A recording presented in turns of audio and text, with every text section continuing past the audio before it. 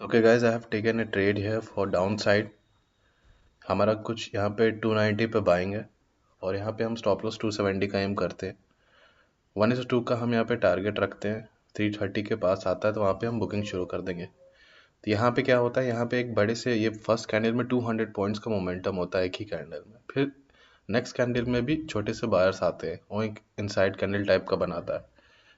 तो वहाँ पे जो उसका लो होता है वो वहाँ पे बहुत ज़्यादा वहाँ लोग अपना स्टॉप लॉस रखते हैं, जो नए फ्रेश बाइंग किए होंगे तो उनका वो स्टॉप लॉस होगा। तो वो जब ट्रिगर होता है तो एक पैनिक क्रिएट होता है जो पीछे वाली कैंडल का, जिसका हम एक 200 पॉइंट्स का मोमेंटम था, बहुत लोग वो स्टॉप लॉस अपना रखते।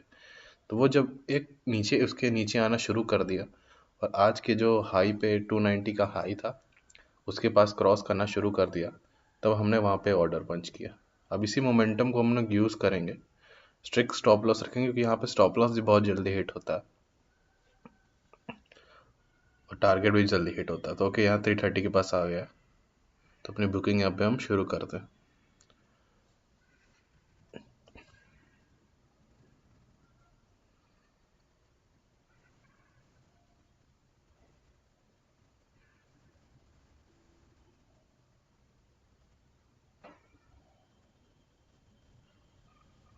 ओके, हमारी यहाँ पे ओके मैं सारी क्वांटिटी यहाँ पे एग्जिट हो गई। ओके 350 के पास है लेकिन तुरंत वो नीचे आ गया, तो यहाँ पे बहुत ज़्यादा वोलेटाइल है। यहाँ इस लेवल ऐसे मोमेंटम में बहुत ज़्यादा वोलेटिलिटी आती है। अब ये यहाँ से तुरंत बाइंग प्राइस पे भी आ जाता है कभी कभी। तो यहाँ पे हमें एकदम तुरंत मोमेंटम को यूज़ करना। ये एक मोमेंटम था जहाँ पे स्टॉप लॉस हिट हुआ उनका, तो हमने तुरंत वहाँ पे अपनी बुकिंग शुरू कर दी अपनी एंट्री करके। तो सिंपल था गाइस। यहाँ पे क्या होता है कि यहाँ जैसे ही लो क्रॉस होता है वहाँ पे मैं एंट्री लेता हूँ। फिर उसके बाद यहाँ पहले बात तो इसका जो लो क्रॉस हो रहा था यहाँ पे कुछ 250 के पास आता, मैं प्रीमियम के चार्ट में दिखाऊंगा आपको। तो वहाँ पे बास्केट में जैसे बना, इतना जल्दी वो मोमेंटम किया कि बास्केट बनाते बनाते वहाँ पे 290 तक प्राइस आ गया। तो आज का जो हाई लगाया था वो कुछ 290 का ही लगाया था प्रीमियम में। तो वहाँ पे मैंने उसका जैसे ही हाई क्रॉस हुआ तो फिर वहाँ पे 290 पे ऑर्डर पंच करना शुरू किया और 20 पॉइंट का बस स्ट्रिक्ट एसएल रखा मैंने। तो हमारा कुछ यहाँ पे देखो 290 के पास वापस आ गया, वो बाइंग प्राइस पे वापस आ गया। ओके, बाइंग प्राइस से नीचे भी आ गया, 280 के पास चला गया। तो यही था, ये इतनी जल्दी यहाँ पे हमारा एसएल हिट भी हो जाता है। तो हमें तुरंत एकदम मोमेंटम को यूज़ करना है और यहाँ पे अपना टारगेट भी बुक करना है। तो ये थोड़ी सी एडवांस चीज़ थी कि यहाँ पे तुरंत हमने मोमेंटम को यूज़ किया। या आपकी साइकोलॉजी अगर ख़राब होगी तो आप यहाँ लेके बैठ जाओगे। तो आप ये ट्राई करना, तो अपनी कम क्वांटिटी से ट्राई करना, क्योंकि ये थोड़ा सा यहाँ पे स्टॉप लॉस बहुत जल्दी हिट भी होते हैं और टारगेट भी बहुत जल्दी हिट होते हैं। ये कुछ 250 पॉइंट्स का कैंडल बनाया था, फर्स्ट कैंडल ही 250 पॉइंट्स की। तो यहाँ पे अपसाइड का ट्रेड मैं लेने ही नहीं वाला था।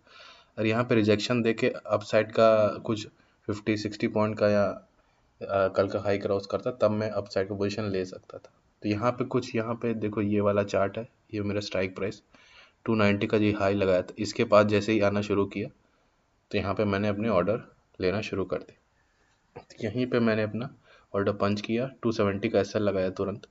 ज़्यादा एसएल नहीं देना क्योंकि यहाँ पे तुरंत मोमेंटम में हमें टारगेट मिलता है, या तो एसएल हिट हो जाता, दोनों में से एक चीज़ होती।